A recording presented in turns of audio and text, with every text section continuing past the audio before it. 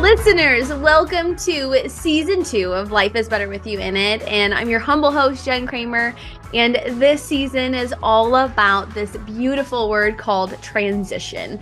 And so we have on the pod today, Evan, who is marketing guru. He's a creative director. He does all the things. And so we're going to talk about transitions today, and it feels fitting because it's January. And so life has changed so much in 5 days, right? I mean, maybe it hasn't. For me, it felt like it. So, Evan, welcome. Hey, it has been a long week, and I am surprised that we're sitting here January 5th and all of the things that I felt like were going to be on my bingo card have either not been on my bingo card or I've just tossed the whole bingo card out. And again, it's only been 5 days into 2024. So as we've transitioned into from 2023 to 2024, I think that we should start by offering grace for those of us who feel like that, who feel like this week and this year has not started out the way that we wanted it to. And because I think it's hard to walk in to that transition of feeling like there's so much potential, there's so much room for growth, and these are all the things that we want to accomplish. And then when we start to see that maybe we have to adjust, it can be really hard. And so I don't know if you have any thoughts on how to navigate that, but I know that it's been hard for me. I think giving us a little grace, because even that week before it's like Christmas into New Year's, it's like, what day is it? And then we see all these things on social media, and it's like, in 2024, I'm bringing this in and I'm leaving this out. Well, some of the shit from 2023 is coming into 2024, and not that I didn't expect it, but it was more like, what's the direction now? Like, what is this transition? So I feel like I can't be the only one, and I know you're not the only one, that feels like we don't know up from down this week. And I know it's only January 5th, but like, I hope to be further along. Like, is that just me? I don't know. Yeah, I think I saw someone post on social media, and we talked a little bit about this earlier, but I saw someone post on social media about the win was just that I put my pants on today, right? Yes. I went and bought eggs and milk today, and that was enough. And I think sometimes as we want to bite off we want to eat the elephant in one bite instead of taking it one bite at a time. And the January 5th, nothing that you've done is undoable or still not possible in 2024 at this point. Like it is all still at your fingertips. And I think we just need to find some of that patience. And as we like transition again, like I think so much of transitioning and doing new things comes from our habits and the things Yeah. that we need to be putting in place. And so I asked you to come up with like the 3 habits that you feel Mm. like are most important for 2024 to make sure that you do still accomplish those goals, or that or maybe the win is just at the end of 24 you're a little better than you were as you ended 2023. Maybe that's all that you need to be. But whatever it is, what are the habits that we need to put in place so that we can do those things? And so I've got 3. I know you've got 3. All right, What, I'll give wanna you go my first? 3. Yeah, Cool. so my 3, if I had to think about like a habit versus a resolution, because I don't like resolutions and I feel like it's like a start and stop type of journey. But a habit is something that you take with you. And so I want to take these 3 things with me. I want to be like Bob Goff and be where my feet are. I want to be present. So I think being present sometimes meaning just standing there, remembering exactly where I am and being present. Second one is going to be lifting some more weights. So shout out to my husband, who is like constantly saying that I need to be lifting more weights for my bone density. Okay, fine. And then my last one, I wrote it down, is like a social media break. So like finding time to step away from social media during the day, because I feel like it helps me lose focus. Those are my 3. We can elaborate on those, but those are my 3. Nice. My 3 would be one would be finding a way to like consistently show up consistently in your life every day. Finding a Mm. way to be you every single day of every single moment of every single day. Second thing would be to make time for yourself. Particularly in my life, it's really easy for me to forget that like I'm supposed to care about me too. I care about Mhm. lots of people around me, making sure everybody has what they need and is in the right place where they need to be. And I don't often take time for me. So if that's working out or if that's checking out and playing a video game for a little while, whatever it may be, that is something I want to be intentional about. And then similar to being where your feet are, just being present right where you are in that moment. There's nothing when I'm with my kids, when I'm with my family, there's nothing I can do in that moment to be accomplishing anything at work. So like just be present where my family is, be present where I'm at. And when I'm at work, try my best to be present right there and focus on one thing at a time.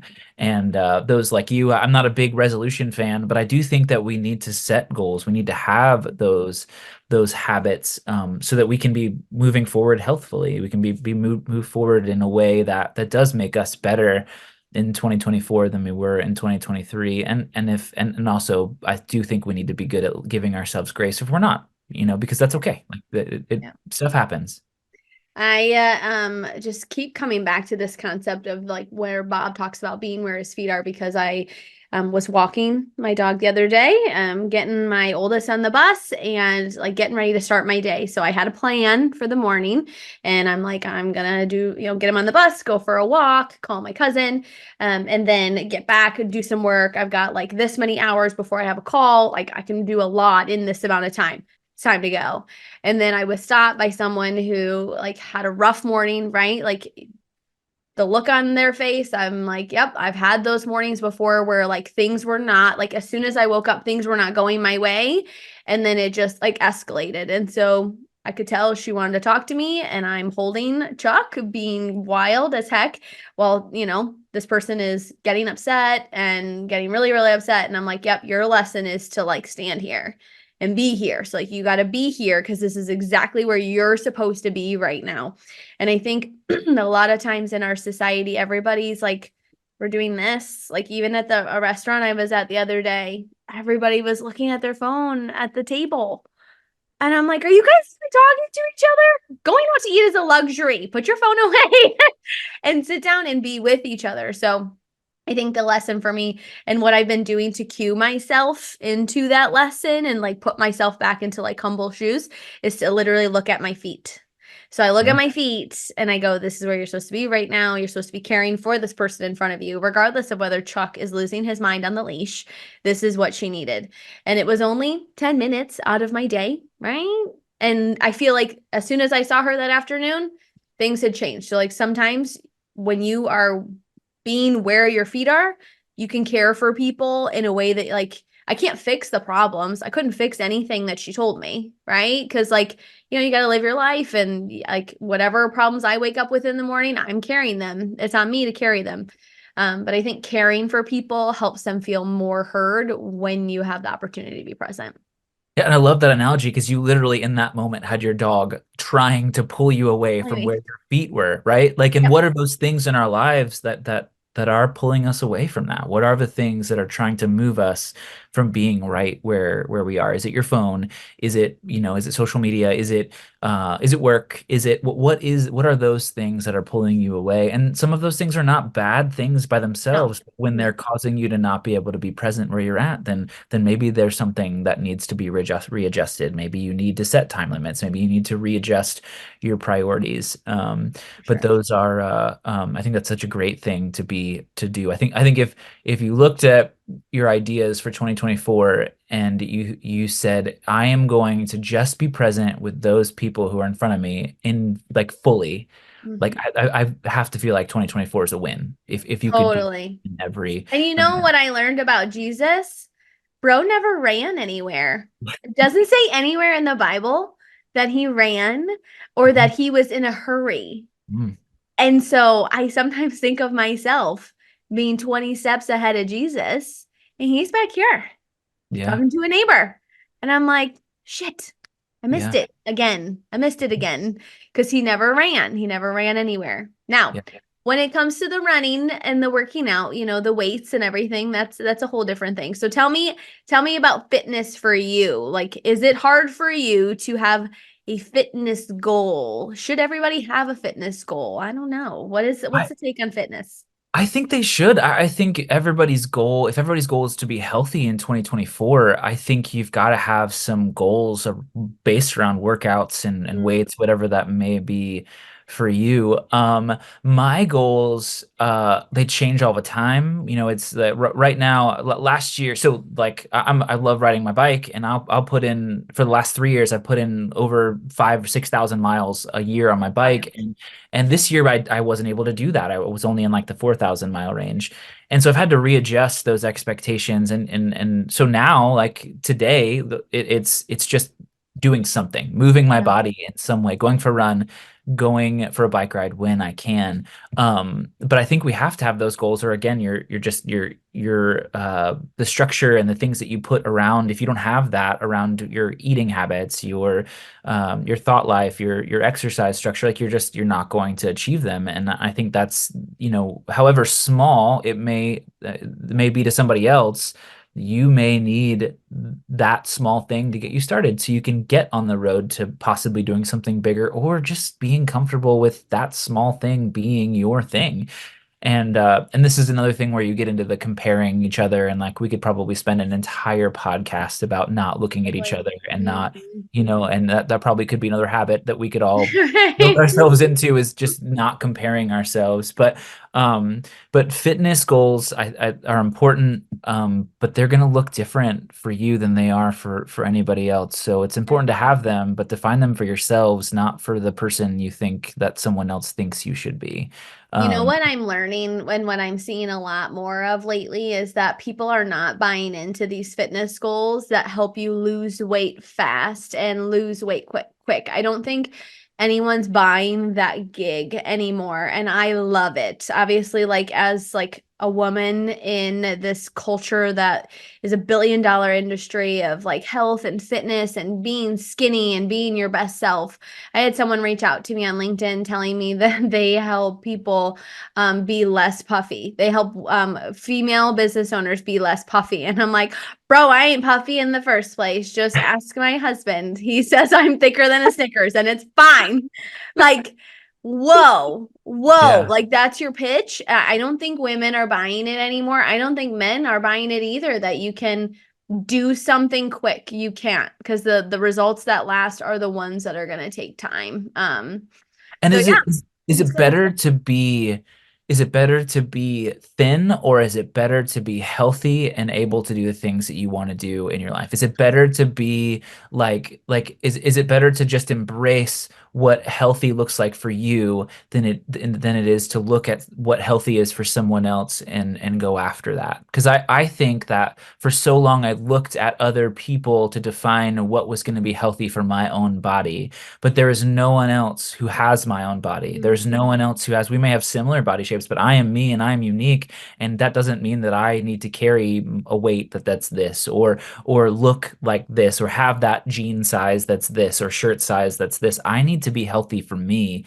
And that may look, maybe I am puffy. Maybe that does look puffy for me, whatever that, or fluffy, whatever we want to call it. But I think Whatever the word was. It was pretty sure it was puffy.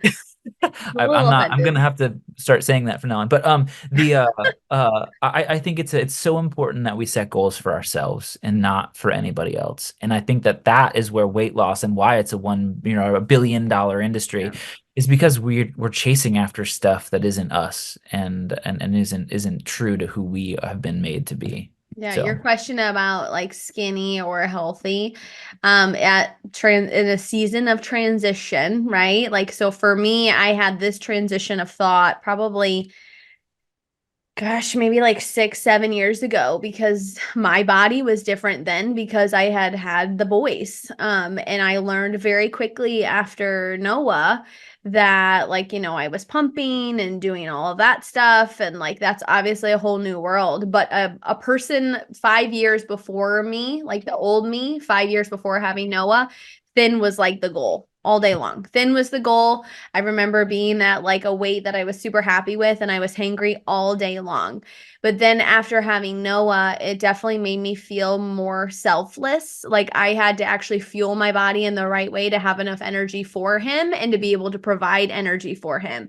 Because when you're pumping, for me, my experience was I lost a bunch of weight, but I was also very hungry, very thirsty all the time because my body was like in overtime trying to keep up with the demand. And so for me specifically, it was, oh, I actually need to eat healthy because every time I eat bad, I feel gross. And like it makes me feel gross. I don't have any energy and I need energy because, as you know, you have boys. Boys like never know how to stop ever until they fall asleep. That's the only time that they ever stop moving. So I had to stop thinking about being thin. And I did it like naturally. It was like, I think having kids was the biggest gift I gave to my body because I actually learned to love her, like Mm. learn to love her body. And so like that was a huge transition for me in that. And like so even now, like, when this person reached out to me about like how he helps female business owners, I'm like, it doesn't even resonate with me anymore. I don't buy that story. I don't buy that story because I don't think about my body like that anymore. I'm a powerhouse. I'm a powerhouse. Yeah, I need to lift more weights. Cool. But like for me, like learning to love my body as she was, damn, it was powerful. Yeah, and hard and difficult. Mhm. I think, limiting your time on social media, like those kind of things help you to Mhm. not compare yourself to Yep. anything else, to recognize that you're a powerhouse just as you are, that moms in general are powerhouses who don't get enough credit for all the things that you guys do is important. But it's just so hard to navigate, particularly when you are more concerned about what other moms, what other Oh, for people are sure. doing. Um, so yeah, that's really hard. What do you think in 2024, like what do you see coming? Like do you feel like that's a trend that people are going to continue to Mhm. live into? Like recognizing, being able to be good at recognizing the BS that may be coming their way. We've talked about authenticity. It feels like that's not going anywhere. But what are some of the trends that you see for 2024? My trends and predictions, I think, for 2024 is that people are going to be craving people who are more authentic and more real, because even like when you look on social media, there's all these videos and content and these content creators who make millions of dollars. They have like these perfect curated kitchens and like it's not a real experience, so people don't resonate with it. So my prediction is that for 2024, people are just not going to be buying it, whatever it is. Like if it's fake, I feel like they're going to sniff it out. When it comes to the job search, right? I work in recruiting. I think that people are going to do more homework about employers and what it's like. And I think that employers are going to be held more accountable for the candidate experience, for the employee experience. They're going to have higher standards. I think the next generations are really giving us older generations, right? Like I don't know if I would consider myself like I don't even know what generation I'm supposed to be part of. But like I think that we have so much freedom and so much flexibility and opportunity that everything's going to get questioned. Everything is going to get questioned for its intention. And I think everybody's going to be held to a higher standard when it comes to work. I think what I'm seeing too a lot is that people are wanting to have these higher standards for themselves and slow the heck down a little bit.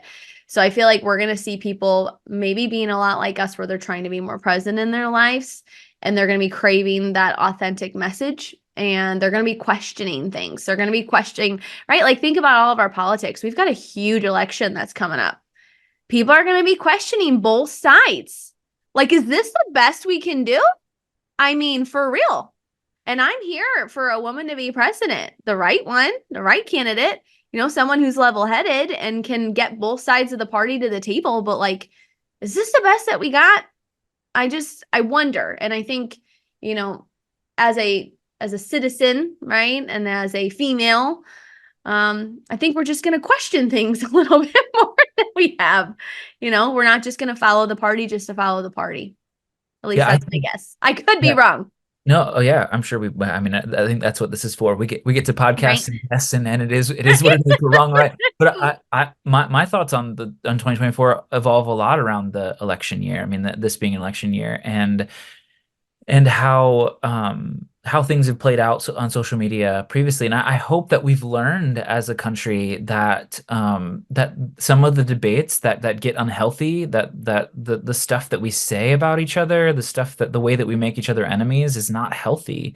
Mm-mm. And but I don't think we have. I think we're going to see more of it as it gets closer. And Yeah. so what I hope is that as the burnout grows, as the struggle to kind of like find our places and how to be in relationship with each other through this election year and having differences of opinions, I hope that we can find a healthy way to coexist Yeah. further, whatever happens.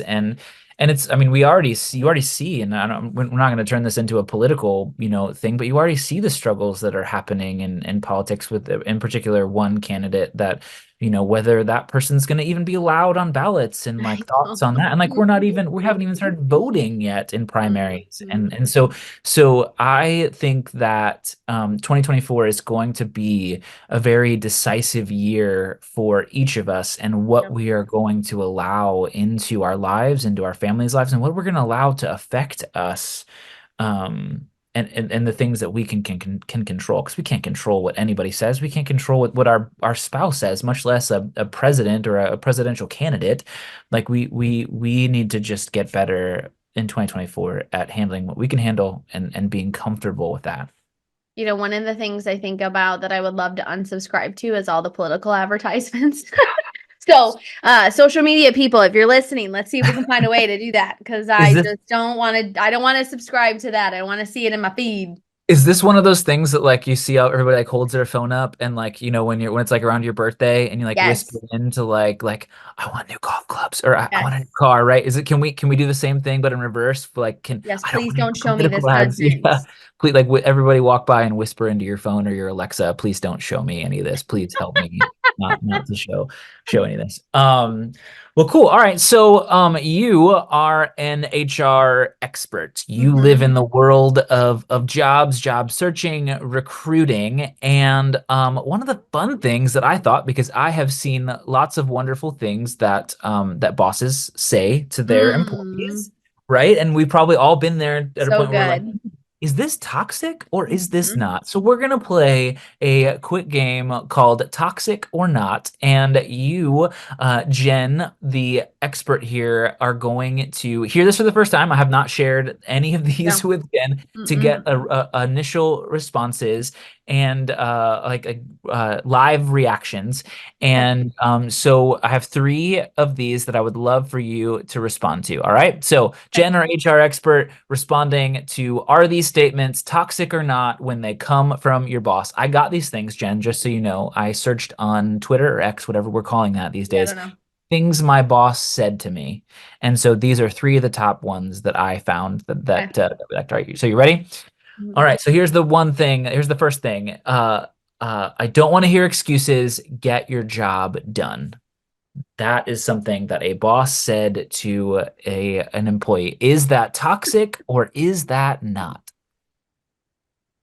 It sounds toxic, but like I also have zero patience. And so I'm just wondering how that like transpired. And I think that there was probably another way to say that in a more caring fashion.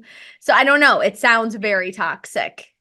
But like what if the person's lazy? I don't know. Are they lazy? I don't know. Yeah, I think there's so I don't much of know. like some of these that we're gonna talk through. Like, what is the relationship already, right? Like, Yeah. what is going on? And I think we probably ought to assume that okay, this is a healthy situation that like you mutual respect, and if that is, it doesn't seem like that's very like it feels like doesn't feel very relational. It feels Yeah. very much like you are my subordinate. You like get your crap done, or else is what it feels Or like. else you're getting written up.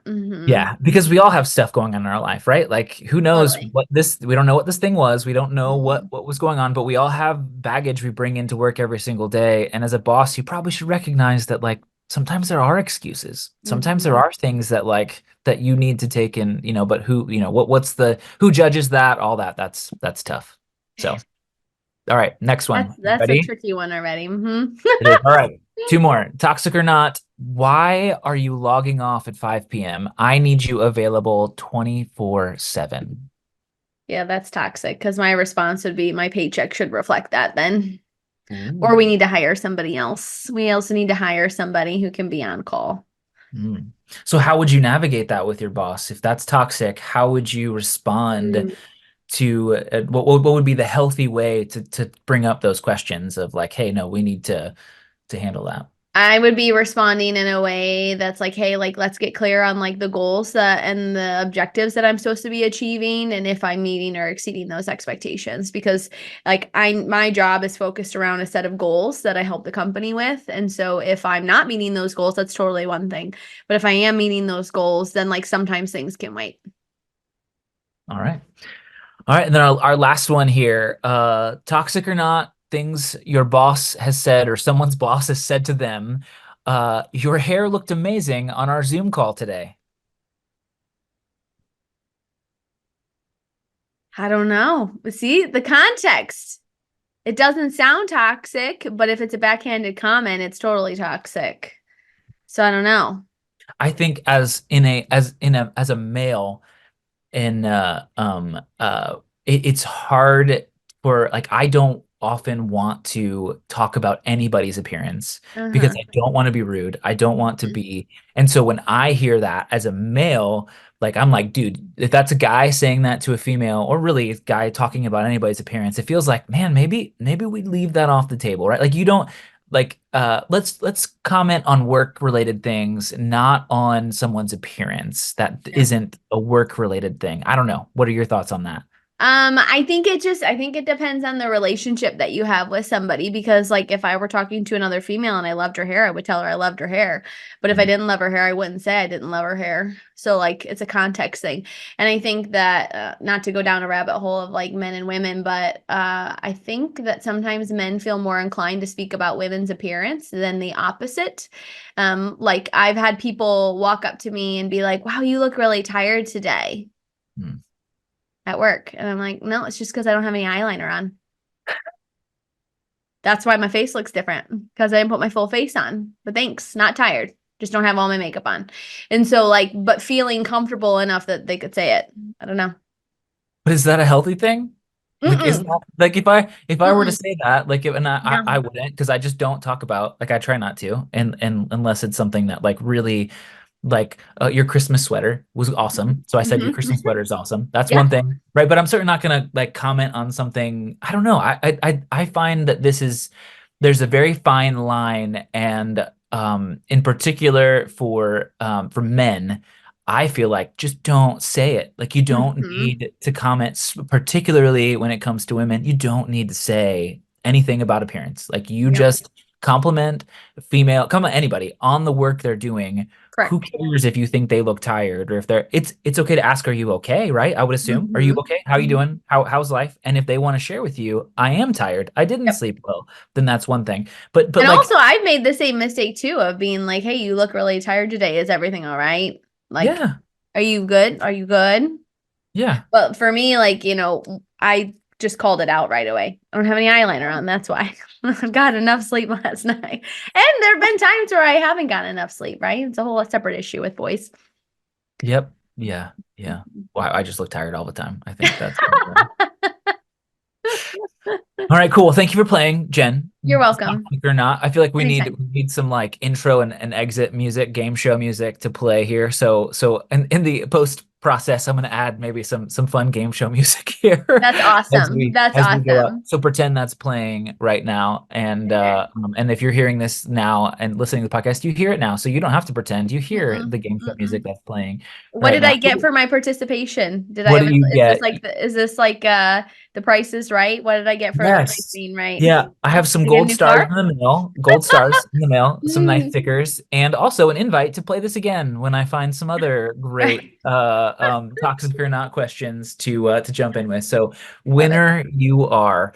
Mhm. Um So what else do you have? Do you have anything else that you're thinking about for 2024? Do you have anything that you, as we wrap up today, that you're like, hey, I hope that we're good at this. I hope that this is what I want. This is what I want in 2024. Like, what are your thoughts No, I speaking? think it's about being with people and being where my feet are and just like taking it one day at a time.